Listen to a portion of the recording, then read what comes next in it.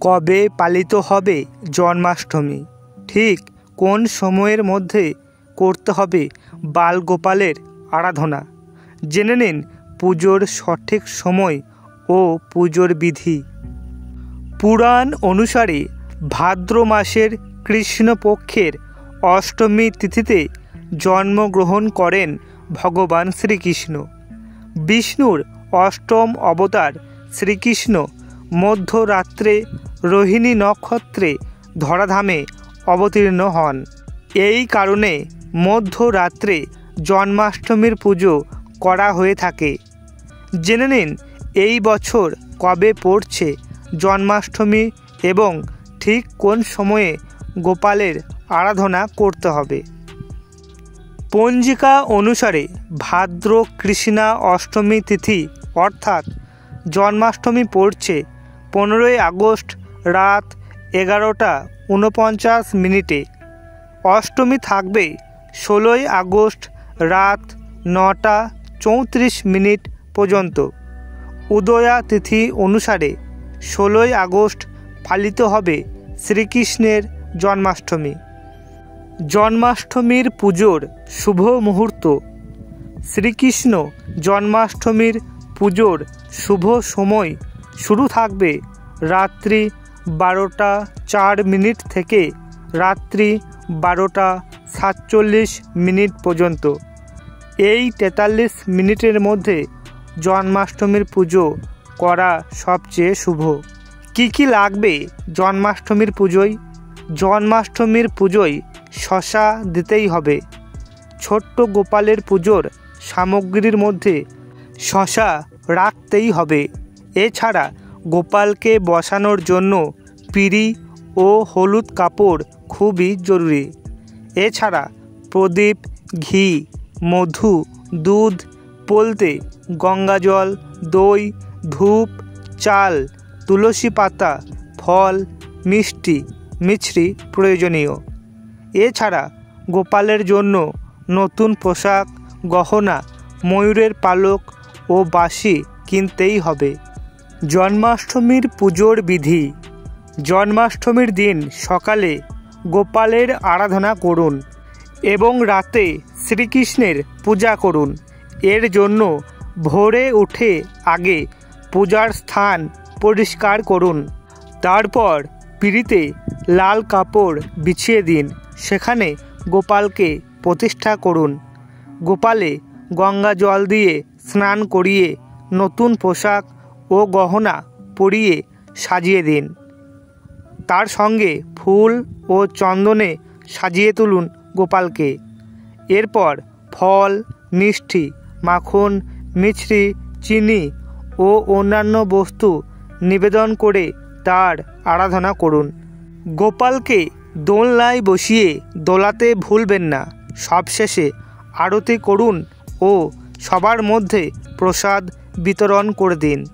জন্মাষ্টমীর মাহাত্ম্য।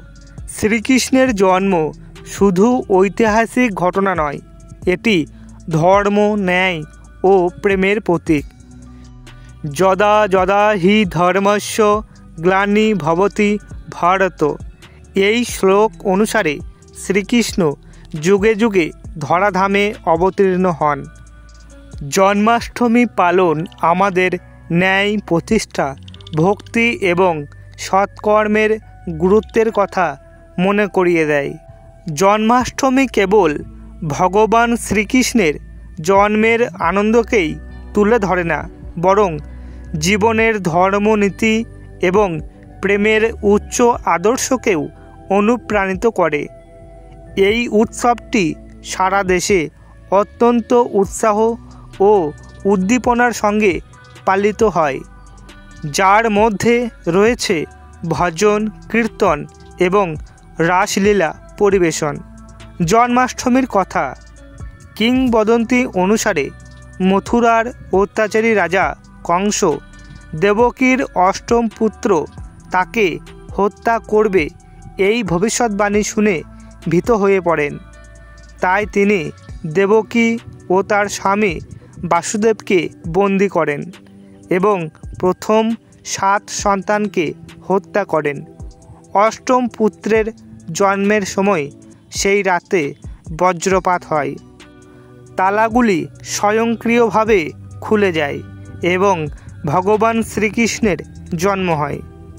বাসুদেব শ্রীকৃষ্ণকে নিরাপদে গোকুলে নন্দের কাছে নিয়ে আসেন এবং তার কন্যাকে কংসের হাতে তুলে দেন।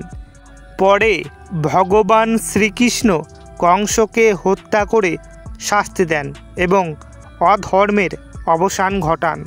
জন্মাষ্টমীতে যে ভোগগুলি নিবেদন করলে গোপাল সন্তুষ্ট হন।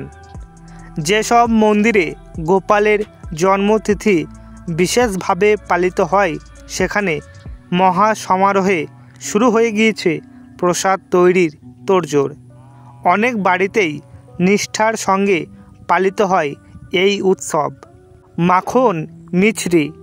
গোপালের ননি চুরির গল্প কারোর অজানা নয়, তাই তার জন্মদিনে মাখন তো তার মুখে তুলে দিতেই হবে।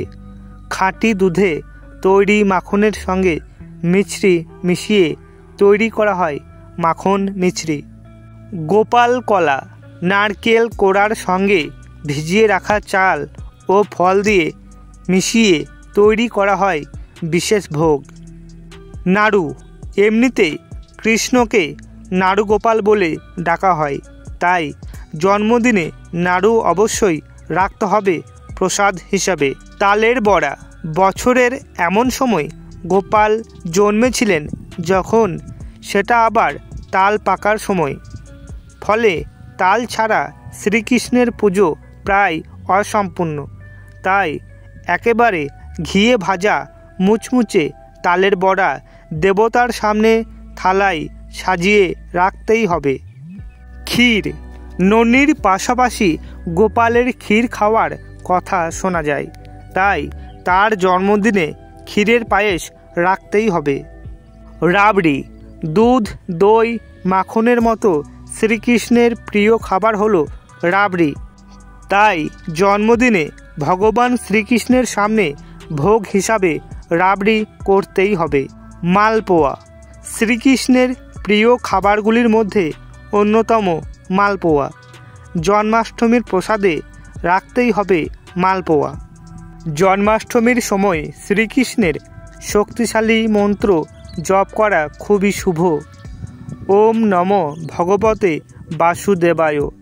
এই মন্ত্রটি বিশেষভাবে জনপ্রিয় এবং এটি জপ করলে মানসিক শান্তি ও আধ্যাত্মিক উন্নতি লাভ করা যায়।